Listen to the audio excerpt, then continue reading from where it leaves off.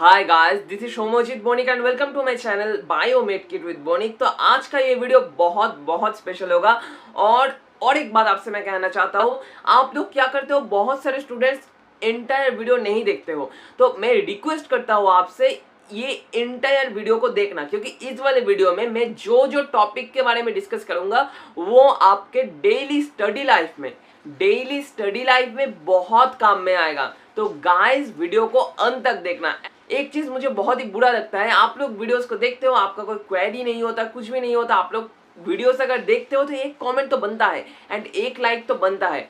और अगर आप मेरे चैनल पे नए हो तो नीचे जो लाल सा बटन है सब्सक्रिप्शन का बटन, वो क्लिक कर देना, टोटली फ्री ऑफ कॉस्ट है, तो एक क्लिक तो बनता है। एंड ऑब्वियसली उसके साइड में जो बेल आइकन है, वीडियोस तो आते रहेंगे एंड उनके नोटिफिकेशंस के लिए आप लोगों को ये चीज करना पड़ेगा। एंड ऑब्वियसली और एक सा बात मैं कहना चाहता हूँ, जो आज आप लोग देखोगे एक पेन एंड पेपर लेके बैठो, नोट कर लो, क्योंकि वो आपके काम में आएगा ही आएगा। एंड अगर आपका कोई भी प्रॉफिट हो रहा है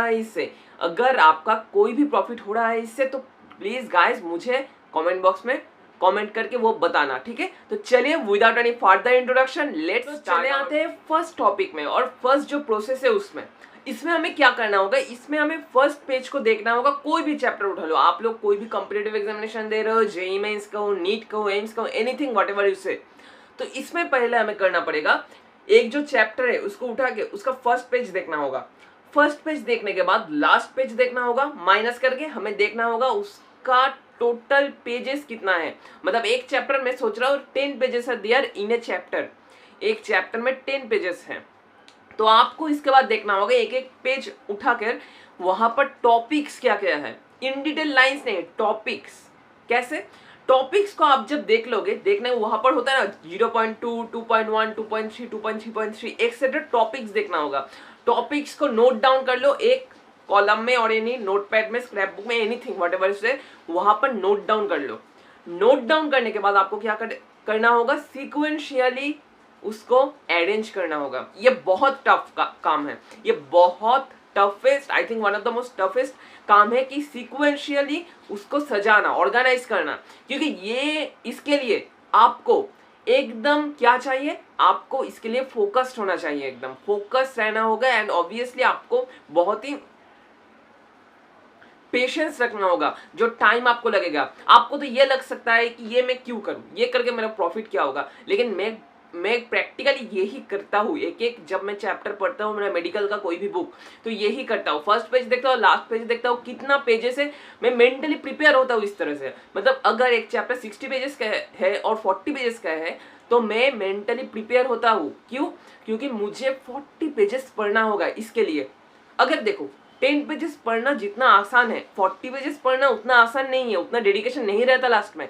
तो मेरा माइंड सेट तैयार होता है कि 40 पेजेस मुझे पढ़ना होगा, 10 पेजेस मुझे पढ़ना होगा, इस तरह से।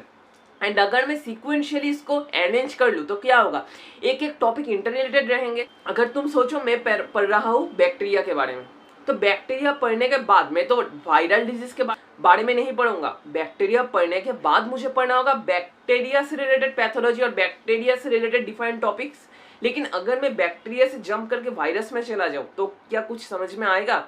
कभी भी नहीं आएगा। और फिजियोलॉजी का ही कोई एक टॉपिक तुम ले लो, अगर तुम फिजियोलॉजी का सेल, टिश्यू, ये वाला टॉपिक ही ना पढ़ो, क्या तुम्हें कभी भी समझ में आएगा जीआईटी में कौन कौन सा सेल है? और जीआईटी में अगर तुम एंजाइम्स का टॉपिक मिस कर जाओ तो तुम्हें कब समझ में क्या आएगा, एब्जॉर्प्शन कैसे होता है जीआईटी में? तो आपको अरेंज करना पड़ेगा एक एक टॉपिक को, ताकि वेल ऑर्गेनाइज्ड वे में हमारे दिमाग में घुस सके। हमारा दिमाग हर टाइम पे डिकोडेड चीज लेना चाहता है, इंटर रिलेटेड चीजें लेना चाहता है। क्यों? इंटर रिलेटेड चीजें अगर हमारा दिमाग ले तो वो आसानी से वो प्रोसेस कर सकता है। समझ रहे हो ना बात को, पॉइंट को समझ लो। और कोई भी डाउट रहे तो कमेंट बॉक्स में कमेंट कर देना।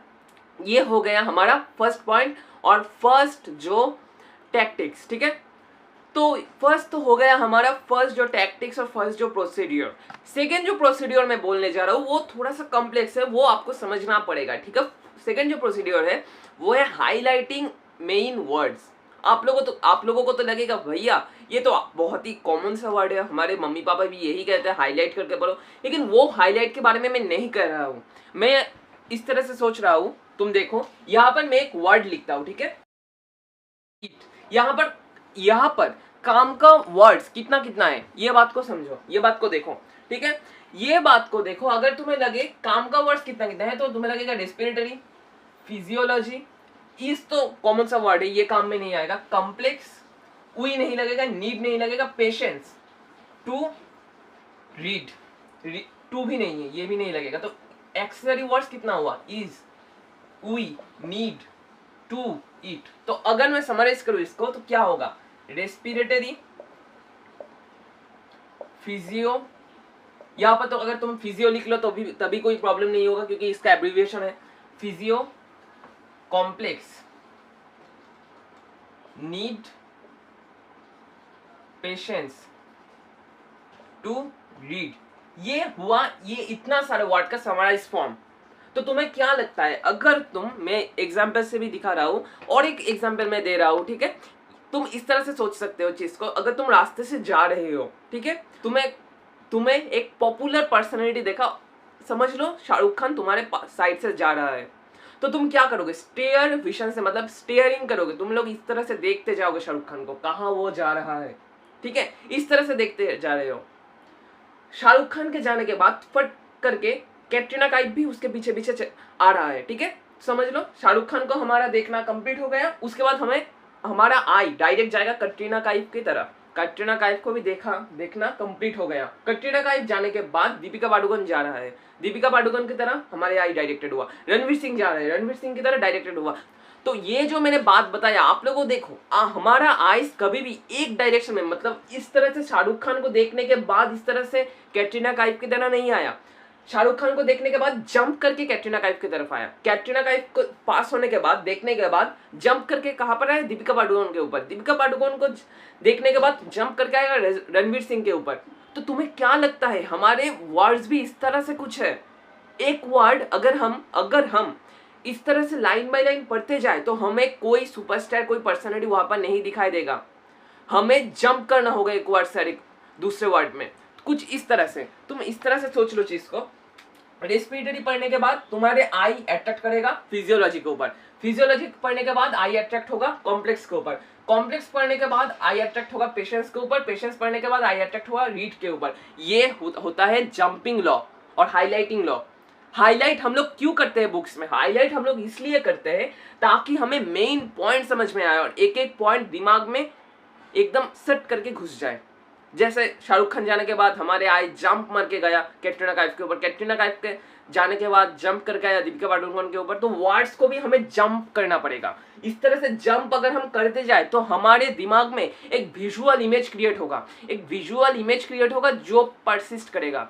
तो गाइस मैं एक रिक्वेस्ट करता हूँ आपसे, ये जो दो प्रोसेस मैंने बताया आप लोगों प्लीज फॉलो करो। ये दो प्रोसेस को एक हफ्ता मिनिमम एक वीक फॉलो करो, उसके बाद मुझे कमेंट बॉक्स में करो या मुझे पर्सनली मैसेज करो, दैट्स नॉट मैटर, बट एक मैसेज कर दो भैया आपका ये प्रोसेस काम में आया या नहीं आया।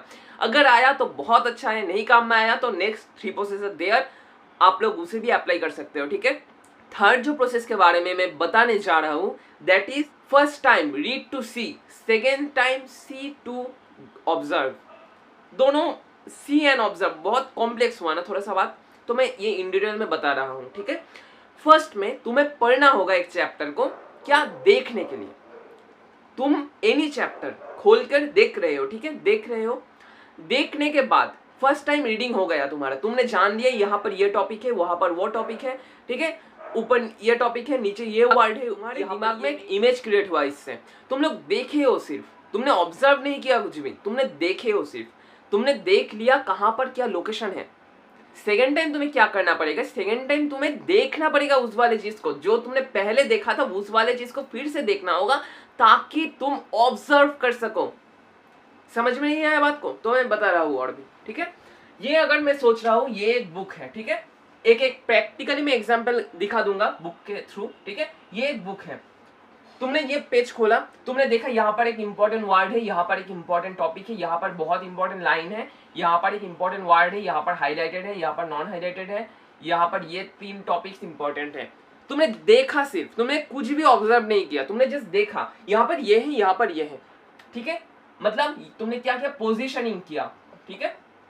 पोजीशनिंग किया, मतलब तुम्हें जान लिया कहाँ पर क्या है। तुमने जब जिस तरह से तुम मैप देखते हो, यहाँ पर ये है, यहाँ पर ये है, इस तरह से तुमने देख लिया। फर्स्ट टाइम तुमने मैपिंग कर लिया, पोजीशन और मैपिंग, ठीक है, मैपिंग कर लिया। तो सेकंड टाइम तुम्हें क्या करना पड़ेगा, सेकंड टाइम तुम्हें करना पड़ेगा ऑब्जर्व। ये वाला जो पॉइंट है वो हाईलाइटेड क्यों है, why it is highlighted, what is the significance of this point.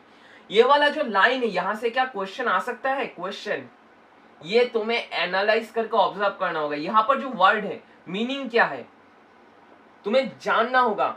इस तरह से मैं भी फॉलो करता हूँ। मैं जब एनाटॉमी पढ़ता हूँ तब मैं क्या करता हूँ, फर्स्ट टाइम में मैं हर एक पॉइंट को देख लेता हूँ, हर एक चीज को देख लेता हूँ, लेकिन उसको देखने के बाद सेकंड टाइम में जब रीडिंग करता हूँ तब मैं नोट्स करता हूँ, मीनिंग देखता हूँ, मीनिंग लिखता हूँ, नोटबुक में ही नोट करता हूँ या बुक में ही नोट कर देता हूँ। पॉइंट को समझ रहे हो ना। तो इसके बाद हम आते हैं 4 नंबर पॉइंट में, fourth point that is one of the most important point जो मैंने भी नीट के टाइम पे फॉलो किया था, दैट इज शॉर्ट नोट्स बनाते जाओ। मतलब एक एडवर्टाइज है ना, स्मॉल जोड़ते जाओ, लार्ज बनाते जाओ, इस तरह से शॉर्ट नोट बनाते जाओ। जो भी चैप्टर तुम्हें पढ़ना होगा, पढ़ने के बाद, मतलब फर्स्ट रीडिंग हो गया, सेकेंड रीडिंग होने के बाद तुम्हें क्या करना होगा, शॉर्ट नोट बनाना पड़ेगा वेयरएवर यू कैन। क्योंकि बुक में जो साइड में रफ पेज होता है वहां पर भी तुम शॉर्ट नोट बना सकते हो, और तुम एक नोटबुक में, सेपरेट नोटबुक में भी शॉर्ट नोट्स बना सकते हो। क्यों बना सकते हो, शॉर्ट नोट अगर तुम बनाए रखो तो एग्जाम से पहले वाले दिन आसानी से वो तुम देख सकते हो। और तुम सोचो इस तरह से तुम सोने जा रहे हो, लेकिन तुम्हारे दिमाग में फटाक से आया, मुझे तो ये चैप्टर पढ़ना होता, मुझे तो ये चैप्टर थोड़ा देख लेता तो अच्छा हो जाता, ये चैप्टर का रिविजन हो जाता। तो बुक खोलकर नहीं बैठ सकते, तुम्हें क्या करना पड़ेगा, शॉर्ट नोट्स देख के ग्रैस्प करना होगा उस वक्त। 5 मिनट लगेगा, 6 मिनट लगेगा शॉर्ट नोट बनाने में, और शॉर्ट नोट को देखने में तो 2 से 3 मिनट लगता है। और जब तुम देखोगे ना, दिमाग में एक विजन क्रिएट होगा, एंड विजन जो क्रिएट होगा तब क्या होगा, उसके बाद वो दिमाग में प्रिंट हो जाएगा एकदम। एंड जो last point but not the least point, खुद को रिवार्ड दो। इस तरह से कुछ तुम क्या कर रहे हो, एक चैप्टर पढ़ रहे हो, पढ़ने के बाद एमसीक्यू सॉल्व कर रहे हो, 30 to 40 एमसीक्यू सॉल्व कर रहे हो, करने के बाद तुम खुद को रिवार्ड देते रहो। एक कैसे, तुमने सोच लिया मैंने ये चैप्टर पढ़ लिया, तो पढ़ने के बाद मैं 10 मिनट्स पबजी खेलूंगा, और 10 मिनट्स चॉकलेट खाऊंगा, और 10 मिनट्स टीवी देखूंगा, व्हाटएवर जो तुम्हें रिलैक्स करेगा। इस तरह से अगर तुम एक चैप्टर को पढ़ते जाओ, एक टाइम पे क्या होता है, ये देखो एक साइंटिफिक फैक्ट मैं बता रहा हूँ, जब तुम पढ़ते हो ना, पढ़ते तुम्हारा क्या होता है, हैबिचुएशन हो जाता है। मतलब क्या होता है, हैबिचुएशन जब तुम्हारा हो जाता है तो तुम्हें और जितना भी पढ़ लो, तुम्हारे ब्रेन को कोई स्टिमुलस ही नहीं मिलता कि वो एक्साइट हो सके। समझ रहे हो बात को, फिर से मैं बता रहा हूँ, अगर तुम ज्यादा टाइम पढ़ते रहो तो जो न्यूरॉन्स, एक्साइटेटरी न्यूरॉन्स होते हैं वो फैटिग में चले जाते हैं। आई थिंक आप इस बात को समझ रहे हो। वो बोलते हैं मैं काम नहीं करूंगा, लेकिन 1 घंटा 2 घंटा पढ़ने के बाद और एक चैप्टर का टारगेट कंप्लीट करने के बाद अगर आप खुद को एक रिवॉर्ड दो, मैं चॉकलेट खाऊंगा, मैं पबजी खेलूंगा, तो आपका दिमाग क्या बोलेगा, भाई तू करता रहे, तू काम करता रहे, एक टाइम के बाद तो तुझे रिवॉर्ड मिलेगा ही मिलेगा, तो टेंशन काहे को, पढ़ते जाओ। इस तरह से एक स्टिमुलस प्रोवाइड करता रहेगा। और जब 2 घंटे पढ़ने के बाद आप लोग 5 to 10 मिनट्स पबजी खेलो और एनीथिंग आप लोग खेलो, कॉल ऑफ ड्यूटी, एनीथिंग, ठीक है, तो क्या होगा, आपका दिमाग देखेगा कि ये बंदा तो मेरा बहुत ख्याल रख रहा, ये बंदा तो मेरा बहुत एंटरटेनमेंट कर रहा है, तो ओके मैं एक्साइट हो जाता हूँ, इसको और कुछ बैटरी दे देता हूँ जो इसका ब्रेन को, तो तुम्हारे ब्रेन क्या कहेगा 5-10 मिनट पबजी खेलने के बाद, वो कहेगा ये बंदा तो मेरा बहुत ख्याल रख रहा है, मुझे एक साथ बहुत सारा प्रेशर नहीं दे रहा है। तब क्या होगा, वो एक केमिकल सीक्रेट करेगा जो है सेरोटोनिन, ठीक है। सेरोटोनिन क्या करेगा, जो फैटिग में चले गए न्यूरॉन्स थे, जो न्यूरॉन्स तुम्हारे फैटिग में चले गए थे, उसको स्टिमुलेट करेगा, भाई तू और काम कर पाएगा, तू और काम कर। इस तरह से एक क्या होगा, इस तरह से वो सेंसिटाइज करेगा तुम्हारे न्यूरॉन्स को। और क्या होगा, तुम्हें और एक बार तुम्हारा बैटरी पूरा रिचार्ज हो जाएगा, ताकि तुम उस चैप्टर को, जो चैप्टर तुम पढ़ रहे थे, उसका एक्सटेंशन कर सको। तो ये जो प्रोसेस, 5 प्रोसेस मैंने बताया, ये अगर आप फॉलो करते जाओ तो no one can stop you to grasp a chapter within hours. क्योंकि ये बेसिक्स रूल्स थे जो मैं पर्सनल लाइफ में भी फॉलो करता हूँ, एंड आपको भी मैं सजेस्ट करूंगा कि आप फॉलो करो। देखो फॉलो करोगे या नहीं करोगे टोटली डिपेंड्स ऑन यू, लेकिन मैं एक बात कह सकता हूँ, 7 दिन कोई भी एक प्रोसेस फॉलो करके तो देख सकते हो भाई।